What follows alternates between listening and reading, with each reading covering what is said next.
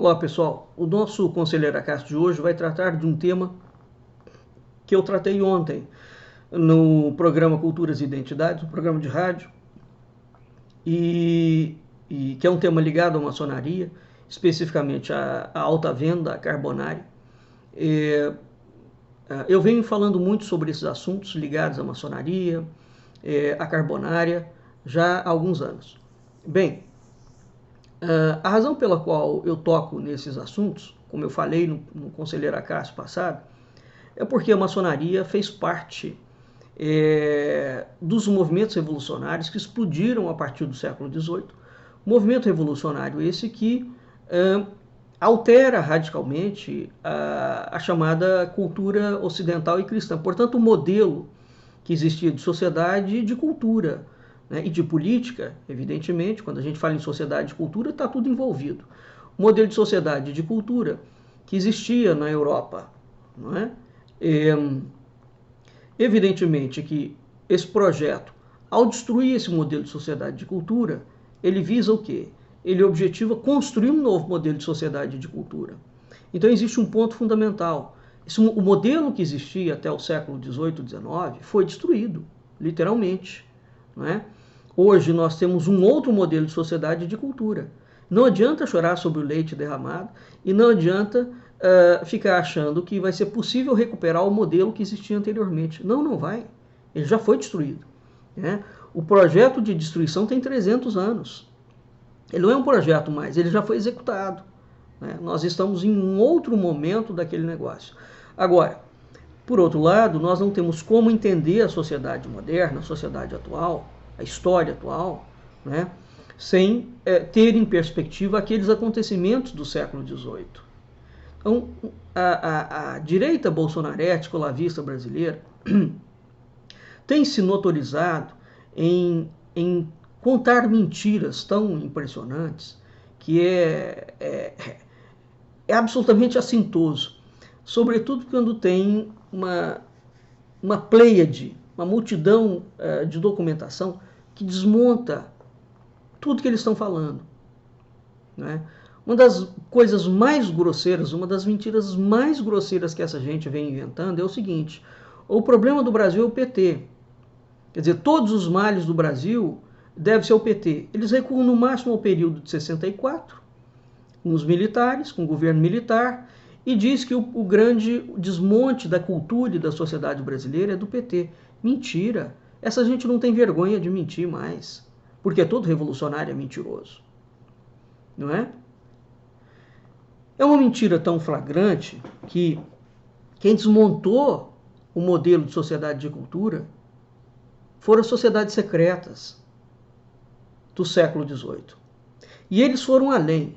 Eles estão dizendo que o desmonte do modelo, né, quando eles passam do PT e vêm trazer o René Guénon e o esoterismo do René Guénon e a associação do René Guénon com o islamismo, querendo atribuir ao René Guénon coisas que ele fez e coisas que ele não fez, uma das coisas é o seguinte: o René Guénon é tributário do pensamento da maçonaria. A maçonaria antecede o René Guénon em 200 anos. Então nós temos um epicentro do desmonte da cultura ocidental e cristã. Portanto, a cultura que tem uma base cristã e a cultura que tem uma base pagã. Esse desmonte começa no século XVIII e ele é promovido pelas sociedades secretas, com a maçonaria encabeçada, com a maçonaria à frente. A maçonaria é uma sociedade que dentro, a maçonaria tem 4 documentos principais, 4 grandes documentos. Eu já falei muito sobre isso. Dentro desses 4 grandes documentos, nós vemos, portanto, os objetivos da maçonaria, que são 3 especificamente: a derrubada do trono, né? Portanto, das monarquias, a derrubada do poder papal, né? Não é a destruição da igreja, hein? É preciso entender a diferença. É a derrubada do poder papal. Portanto, levar a igreja a uma apostasia. E a implantação da chamada República Maçônica Universal, que é um eufemismo que significa governo mundial dirigido por uma elite que controla o sistema financeiro internacional. Bem, passados 300 anos, claramente nós vemos que o projeto executou com 100% de sucesso. Né? Então, quando o PT chega ao poder, né, o PT é tributário de uma corrente. O Brasil foi tomado por essa sociedade secreta em 1822. Tomado. As ações dela vinham desde o século XVIII. O Brasil foi tomado por essa sociedade secreta em 1822. Então, Dom Pedro I e José Bonifácio, que era um carbonário. A carbonária e a alta venda é a elite da elite da elite da elite revolucionária. Então é simplesmente um sujeito ligado à elite da elite da elite da elite da elite revolucionária que lançou o grande projeto revolucionário que jogou o Brasil para ser dirigido, literalmente, pela mão da maçonaria. A elite maçônica brasileira, né, os membros ricos da maçonaria, passaram a tomar conta do Brasil. E de lá para cá, a queda do Brasil é vertiginosa. Ao mesmo tempo em que o Brasil tem uma queda moral, o Brasil tem uma ascensão, ele tem uma outra curva de ascensão em direção à implementação da República Maçônica Universal. Este governo agora do senhor Jair Bolsonaro se eles fizerem tudo que eles estão falando que vão fazer, e já executaram várias coisas, é simplesmente a última fase da implementação da República Maçônica Universal. Né? Então o problema do Brasil, ao contrário do que a direita mentirosa, olavética, bolsonarista fala, o problema do Brasil não é o PT, não. É claro que o PT roubou. Quem é que nega que o PT roubou? Só petista. Não é? Quem é que nega que o PT é um câncer? Ninguém nega. Né? O PSDB, todos os partidos do Brasil são de esquerda. Não tem um que não seja de esquerda. Não é? Agora, o que está por trás da esquerda? Esta é a pergunta. Esta é a pergunta. Aliás, eu já fiz vários conselheiros da Caixa, programa de rádio, mostrando o DNA dos partidos, baseado em documentos. Não é? Então a história é o que ela é. A história não é aquilo que nós gostaríamos que ela fosse. Quando o sujeito tenta alterar a história, querendo transformá-la ao seu bel prazer, aquilo que ele quer que ela seja, nós estamos diante de um revolucionário. Essa é a proposta da direita olavética bolsonarista. Perverter a história brasileira, julgar a culpa no PT, para dizer que eles vão restabelecer a alta cultura. Qual alta cultura que eles vão restabelecer se o modelo de sociedade de cultura foi destruído pela maçonaria que eles apoiam? Essa gente teve a disfarçatez de lançar José Bonifácio como um founding father do Brasil.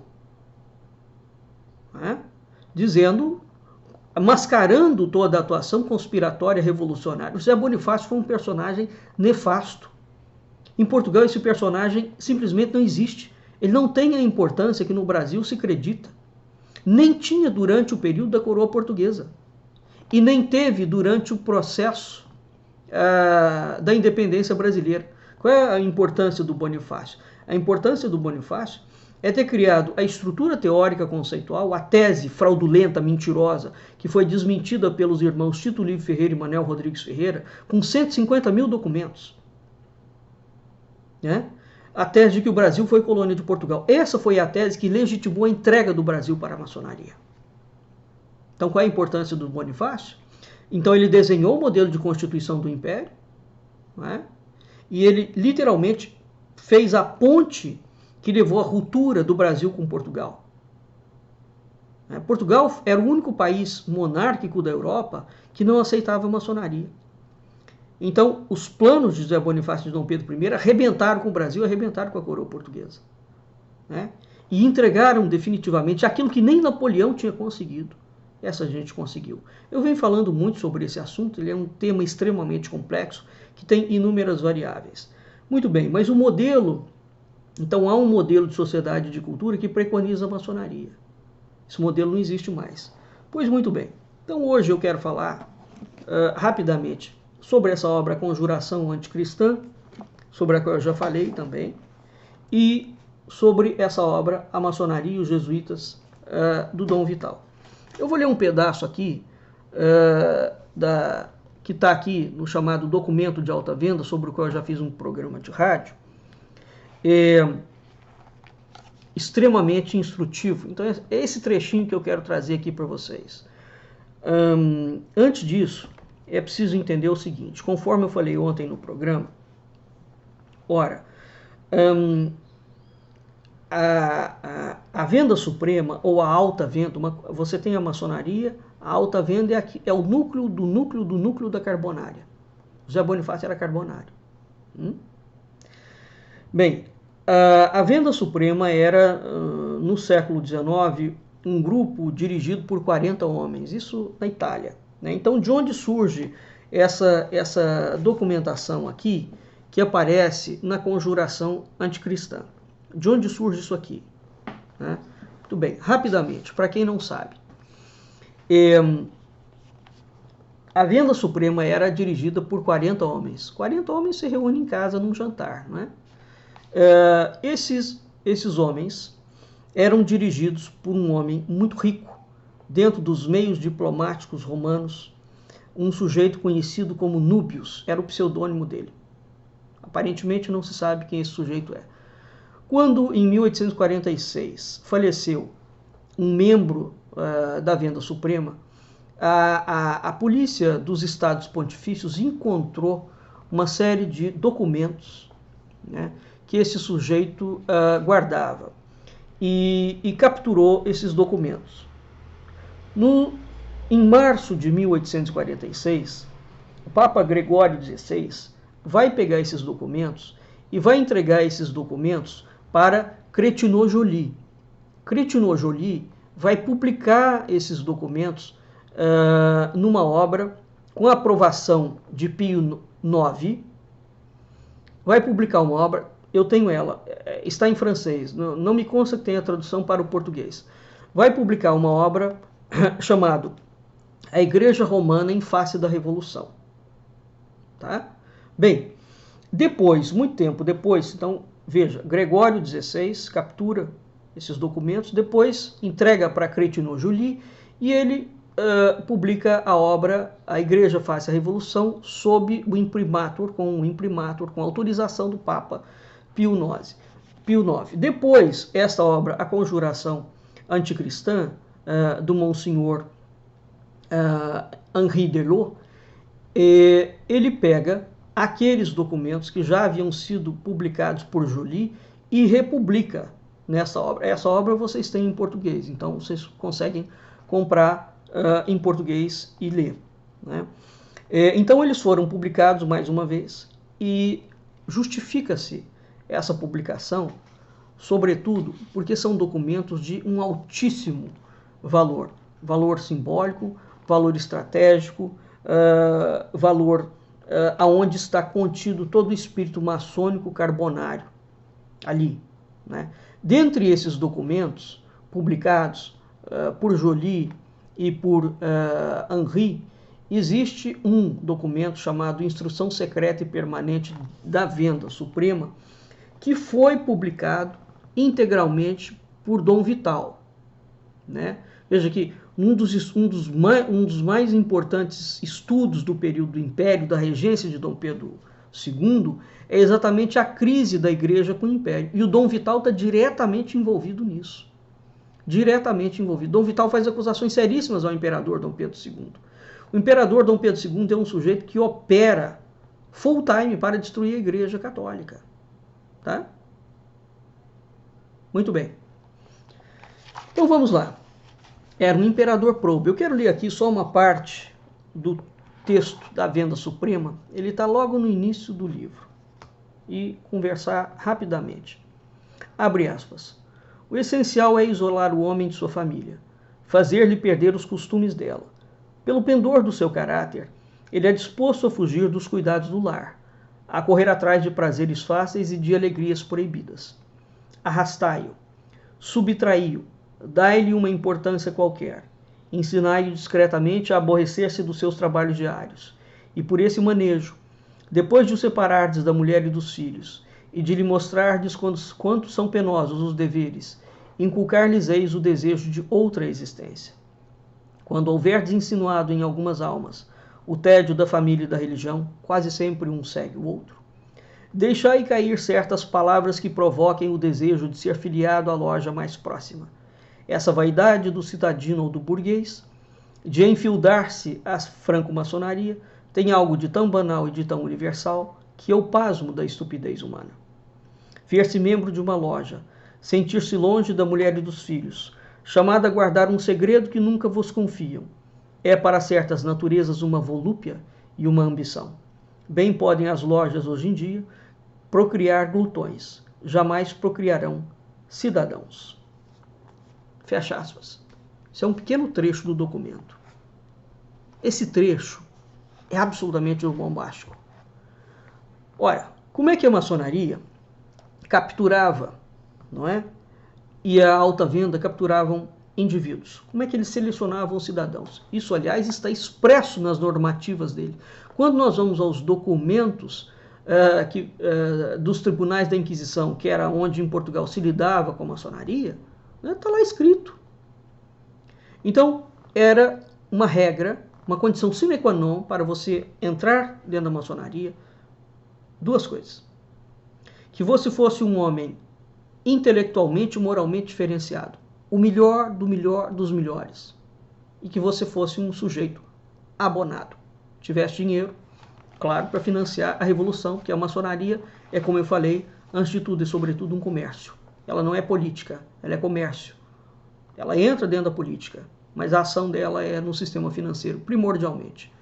É uma rede que ela estabelece. Bem, mas qual é a lógica dela ir capturar o melhor indivíduo? Pensa assim, qual seria no século XX o melhor indivíduo? Vamos dizer, Rui Barbosa seria um grande indivíduo? Nilo Peçanha seria um grande indivíduo? Né? Joaquim Nabuco seria um grande indivíduo? Estou citando nomes. Qual seria, quando você pensa assim, numa pessoa que é o exemplo de moralidade, de ética, de caráter, de intelectualidade, de probidez administrativa, né? Quando você pensa no melhor modelo de homem, estamos falando de homem porque a mulher não entrava, não é? O melhor modelo de homem era aquele que era escolhido pela maçonaria e, sobretudo, pela carbonária. Por quê? Porque ao escolher o melhor exemplar que existia dentro da sociedade, a carbonária visava com isso criar para ela uma legitimidade moral, espiritual, intelectual, né? Então, ela automaticamente já era composta por uma elite moral e intelectual. Então, moral material, superior materialmente e superior espiritualmente. Ao colocar dentro dos seus quadros os indivíduos superiores moralmente e intelectualmente, se alguém viesse falar alguma coisa sobre as atividades dessa sociedade secreta, você vai falar, como? Nós somos compostos pelos indivíduos mais probos, inclusivamente os mais fiéis.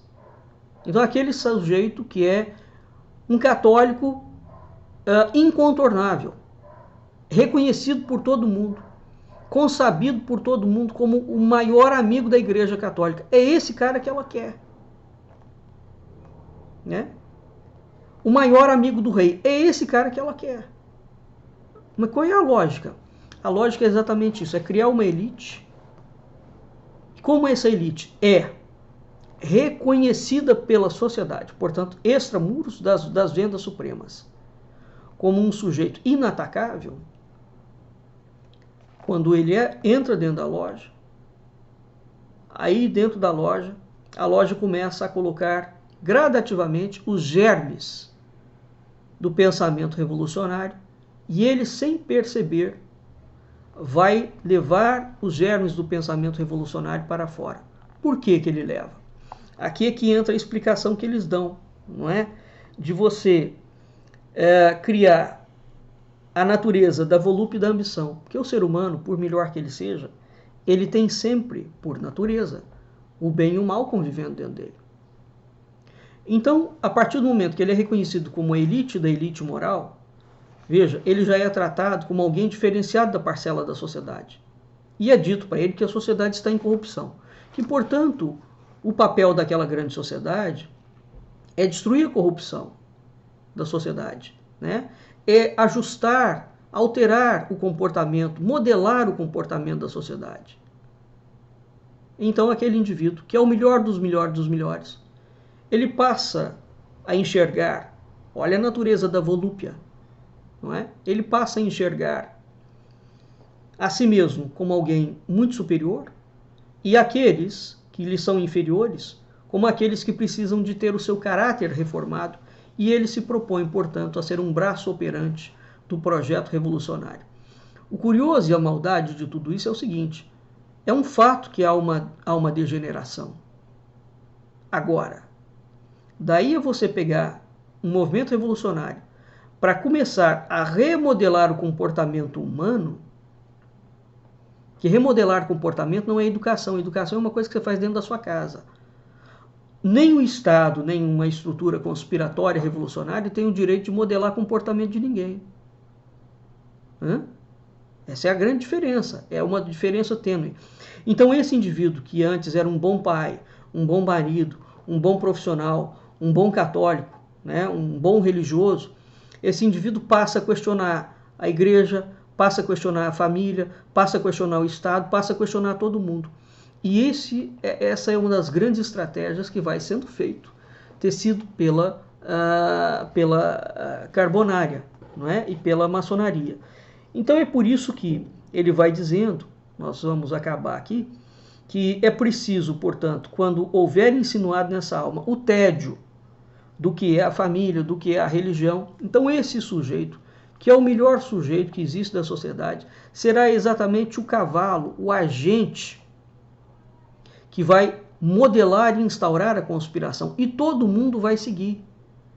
Porque como ele já é reconhecido como um grande exemplo, quando esse homem falar alguma coisa publicamente, todo mundo vai falar, puxa, o fulano está certo, porque ele é um sujeito inatacável. Essa é a lógica. Percebeu? Portanto,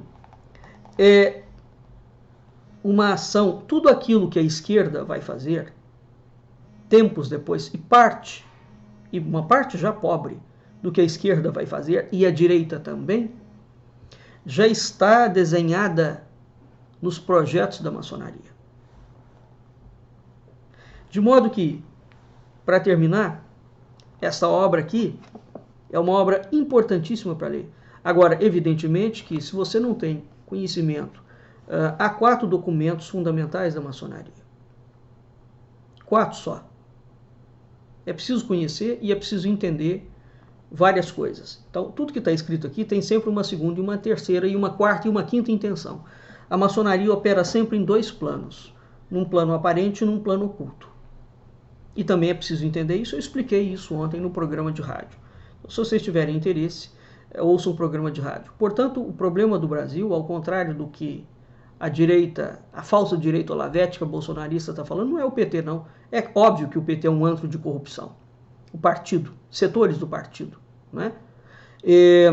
Ninguém discute isso, só petista, que acha muito bom o PT e o petismo. Não é? O problema do Brasil não é o PT, não.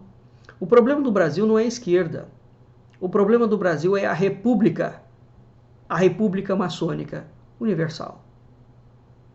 Essa república foi instaurada em 1822, pelas mãos de um Bragança, Dom Pedro I, e de José Bonifácio. Não é?